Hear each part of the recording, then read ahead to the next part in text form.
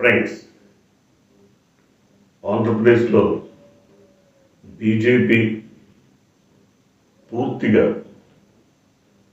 పచ్చ ముసుగు కప్పుకొని పచ్చ పార్టీ కోసం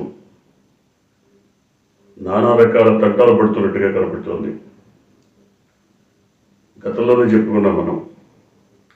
ఒక నెల్లూరు పెద్దనాయుడు గారు పచ్చ పార్టీ కోసం తన పార్టీని భూస్థాపితం చేసినట్టుగా సొంత పార్టీలోని నాయకులే కేంద్రానికి భారీగా ఫిర్యాదులు అందించారు. ఆ శకం ముగిసిపోయింది. కానీ ఇప్పుడు మళ్ళీ అదే రకమైనటువంటి వాతావరణం కాషాయ పార్టీలో ఏర్పడింది. కాషాయ పార్టీలో పూర్తిగా పచ్చ పార్టీ కోసం పనిచేస్తున్న నేతలే, లేదు పచ్చ పార్టీ ఎదుగుదల కోసం, పచ్చ పార్టీ బలపడటం కోసం నిరంతరం కృషి చేస్తున్నటువంటి నేతలే కనబడుతున్నారు. అంటే పార్టీ అధ్యక్ష స్థానం నుంచి కింది వరకు. అంటే అసలు బీజేపీ ఎదుగుదల కోసం, బీజేపీ కోసం కృషి చేసే నాయకులు ఎవరు లేరంటే ఉన్నారు.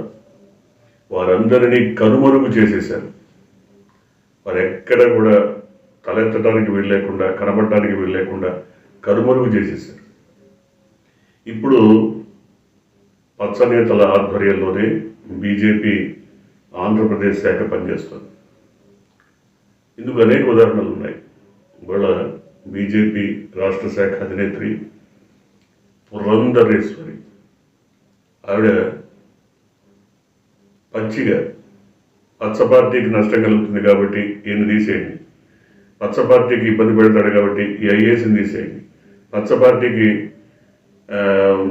అనుగుణంగా పనిచేయడు కాబట్టి ఈ ఐపీఎస్ని తీసేయండి, పచ్చ పార్టీకి ఓట్లు ఇస్తాడేమో అనుమానంగా ఉంది ఈ ఐపీఎస్ని తీసేయండి, ఈమె బ్రాహ్మణ్ ఈ ఐఏఎస్ ఆఫీసరు ఈమె రెడ్డిని చేసుకుంది కాబట్టి ఈమె తీసేయండి.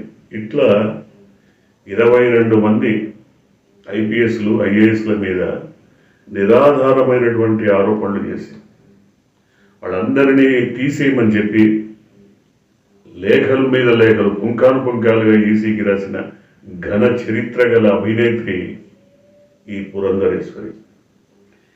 అధికార పార్టీ నాయకురాలు కాబట్టి జనరల్గానే మరి ఎన్నికల కమిషన్ కానీ మరొకళ్ళు కానీ వాటిని పరిశీలిస్తారు, కొన్ని అమలు చేస్తారు.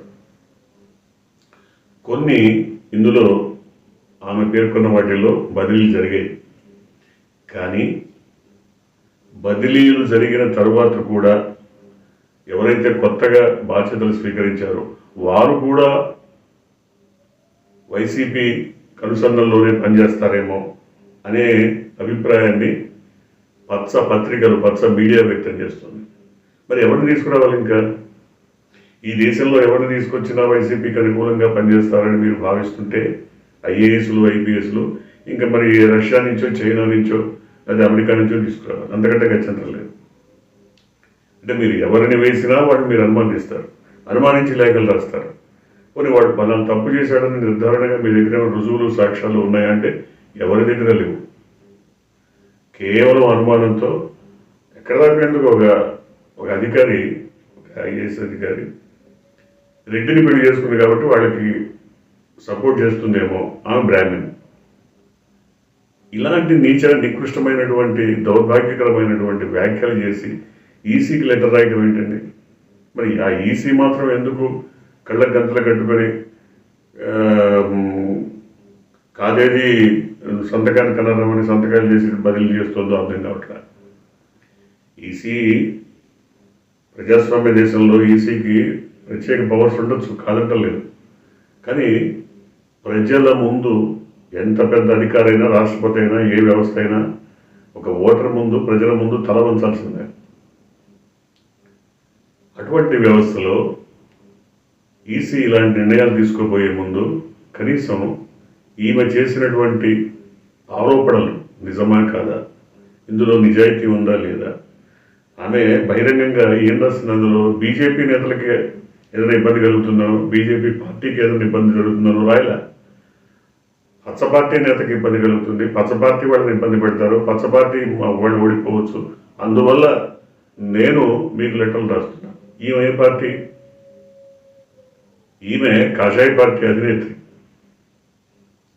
మరి ఇలాంటి వాతావరణాన్ని చూసిన తర్వాత ఈమె యొక్క రాజకీయ నైత్యం, ఈమె రాజకీయ చరిత్ర, ఇవన్నీ కూడా ఇవాళ ప్రజలు తవ్వి తీసి మరొక్కసారి పునశ్చరణ చేసుకుంటున్నారు.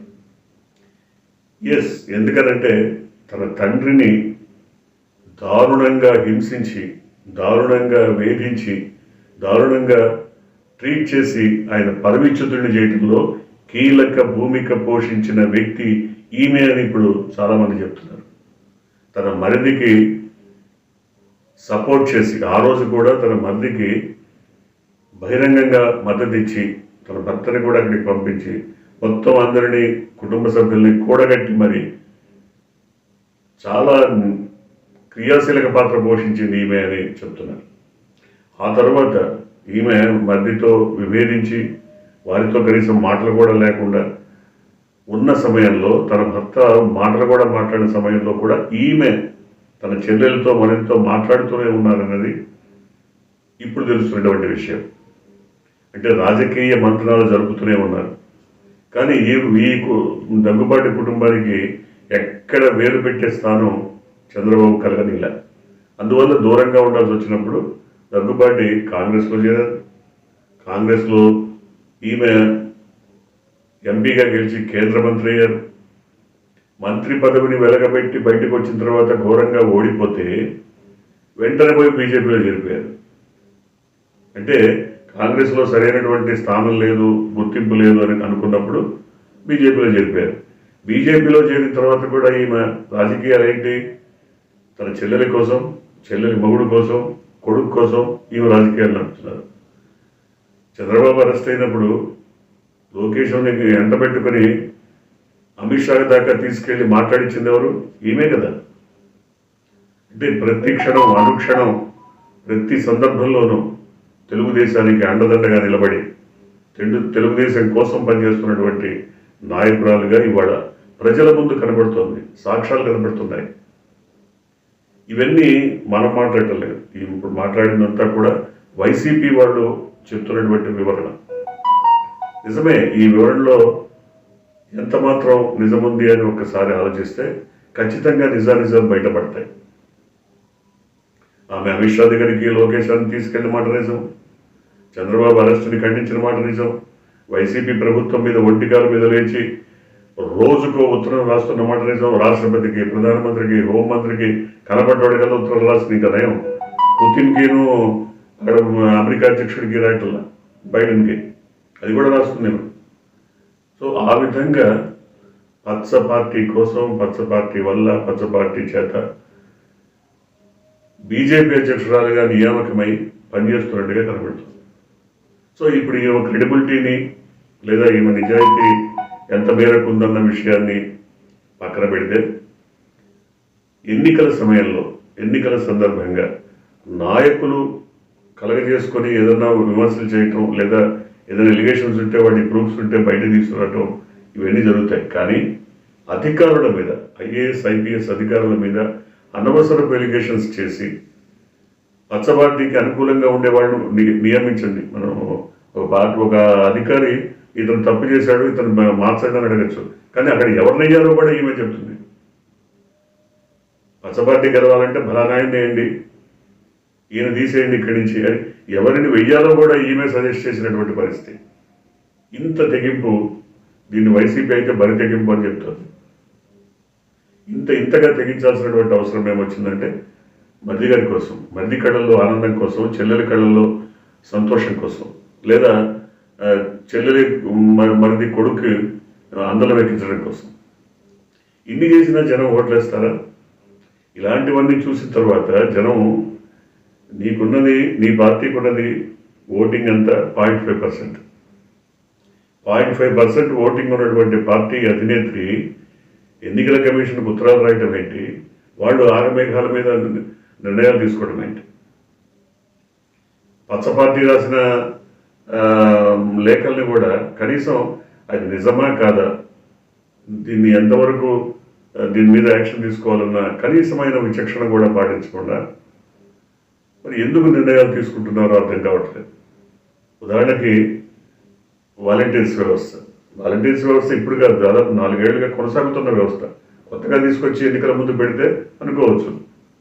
లేదు, వాలంటీర్స్ చెప్తే మరి ప్రజలు ఓట్లు వేస్తారనుకోవడం అవివేకం.